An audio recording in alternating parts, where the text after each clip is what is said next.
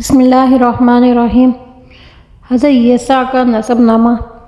یسع بن عدی بن شوتلم بن افراسیم بن یوسف بن یعقوب بن اسحاق بن ابراہیم علیہ السلام۔ حضرت یسع علیہ السلام کو بھی اللہ سبحانہ و تعالیٰ نے نبوت عطا فرمائی۔ آپ علیہ السلام زندگی بھر حضرت الیاس کی شریعت پر عمل پیرا رہے اور قوم کو اللہ تعالیٰ کی طرف بلاتے رہے۔ آپ علیہ السلام کی قوم میں برائیاں عام ہو گئیں، بد کردار لوگوں کو اقتدار مل گیا، سرکش لوگوں کی تعداد بڑھ گئی اور انہوں نے اللہ تعالیٰ کے انبیاء علیہ السلام کو بھی شہید کر دیا۔ بنی اسرائیل جب دشمنوں سے جنگ کرتے تو اپنے ساتھ تابوت سکینہ بھی رکھتے تھے، جس میں حضرت موسیٰ علیہ السلام اور ہارون علیہ السلام کے تبرکات تھے۔ ان کی برکت سے انہیں فتح حاصل ہو جاتی تھی۔ جب بنی اسرائیل برائیوں میں مبتلا ہو گئے تو اللہ تعالیٰ نے ان کے دشمن کو ان پر مسلط کر دیا۔ قوم عمالقہ نے ان سے جنگ کر کے ان سے تابوت سکینہ چھین لیا۔ بنی اسرائیل کا بادشاہ اسی غم میں مر گیا اور بنی اسرائیل ایسے جانوروں کی طرح ہو گئے جن کا کوئی نگہبان نہیں تھا۔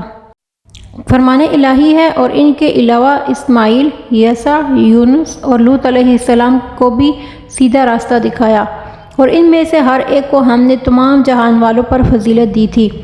اور آپ اسماعیل علیہ السلام، یسع اور ذوالکفل کا ذکر بھی کیجیے، یہ سب ہی نیک لوگوں میں سے تھے۔ حضرت ذوالکفل علیہ السلام کا نسب نامہ اس طرح ہے: ذوالکفل بن ایوب بن موز بن رازح بن امیس بن اسحاق بن ابراہیم علیہ السلام۔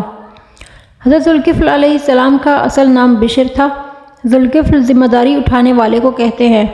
آپ علیہ السلام نے بڑے اچھے انداز میں ذمہ داری نبھائی، اس لیے آپ اسی نام سے مشہور ہوئے۔ آپ علیہ السلام بڑے نیک سیرت شخص تھے جنہیں اللہ تعالیٰ نے اپنی قوم کی رہنمائی کی ذمہ داری سونپی تھی۔ شیطان نے آپ علیہ السلام کو بہکانے کی بڑی کوشش کی لیکن کامیاب نہ ہو سکا۔ حضرت مجاہد سے مروی ہے کہ جب حضرت یسع بوڑھے ہو گئے تو انہوں نے سوچا کہ میں اپنی زندگی میں ہی اپنا نائب مقرر کر دوں۔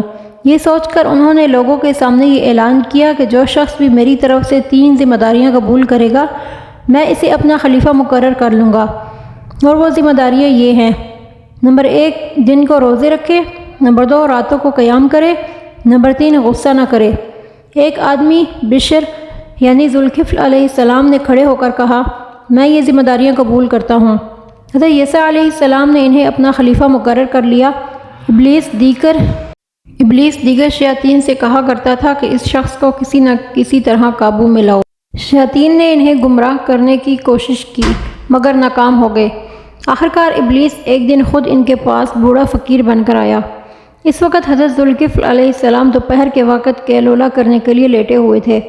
ابلیس نے دروازہ کھٹکھٹایا۔ آپ نے پوچھا کون؟ ابلیس نے جواب دیا، میں ایک ضعیف ہوں۔ آپ علیہ السلام نے دروازہ کھول دیا اور وہ اپنی کہانی سنانے لگا۔ ابلیس نے کہا کہ میری قوم نے مجھ پر بڑا ظلم کیا ہے۔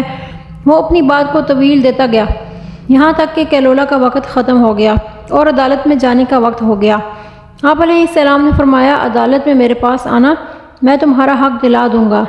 آپ علیہ السلام عدالت میں اس کا انتظار کرتے رہے مگر وہ بوڑھا نہ آیا۔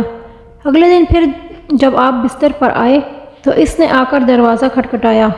آپ علیہ السلام نے دروازہ کھولا۔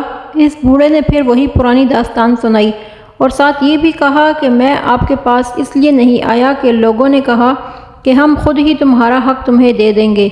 جب آپ علیہ السلام کی عدالت کا وقت گزر گیا تو وہ اپنی بات سے مکر گئے۔ تیسرے دن جب آپ کیلولا کرنے کے لیے آ رہے تھے تو آپ علیہ السلام نے دربان سے کہا، کسی کو بھی میرے پاس نہ آنے دینا۔ یہ بوڑھا تیسرے دن بھی آ گیا اور دربان سے کہا کہ مجھے جانے دو، میں نے کل بھی آپ کی خدمت میں حاضر ہو کر اپنا مسئلہ پیش کیا تھا، لیکن دربان نے اسے اندر آنے کی اجازت نہیں دی۔ ابلیس نے جب دیکھا کہ دروازے کے اندر جانا مشکل ہے تو وہ کمرے کے روشن دان کے ذریعے اندر چلا گیا اور اندر سے دروازہ کھٹکھٹایا۔ آپ علیہ السلام کی آنکھ کھل گئی۔ آپ نے دربان کو کہا کہ میں نے تمہیں کہا تھا کہ میرے پاس کسی کو نہیں آنے دینا، یہ کیسے آ گیا؟ دربان نے کہا کہ یہ دروازے سے نہیں آیا، آپ خود غور کریں کہ کہاں سے آیا ہے۔ آپ نے کہا، کیا تو اللہ کا دشمن ابلیس ہے؟ اس نے کہا، جی ہاں، میں نے آپ کو غصہ دلانے کے لیے کئی حربے استعمال کیے مگر آپ نے میری ہر کوشش ناکام بنا دی۔ اللہ تعالیٰ نے قرآن مجید کی 2 صورتوں میں آپ کا ذکر خیر فرمایا ہے۔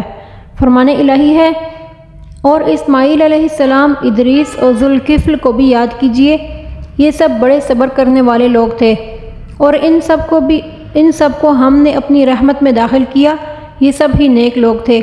ایک اور جگہ ارشاد ہے، اور آپ اسماعیل، یسع اور ذوالکفل علیہ السلام کا ذکر بھی کیجیے، یہ سب ہی نیک لوگوں میں سے تھے۔ امید کرتی ہوں کہ آج کی ویڈیو بھی آپ کو پسند آئی ہوگی۔ ویڈیو پسند آئے تو لائک، شیئر اور سبسکرائب کرنا مت بھولیے گا۔ اگلی ویڈیو آنے تک کے لیے اجازت چاہتی ہوں۔ اللہ حافظ۔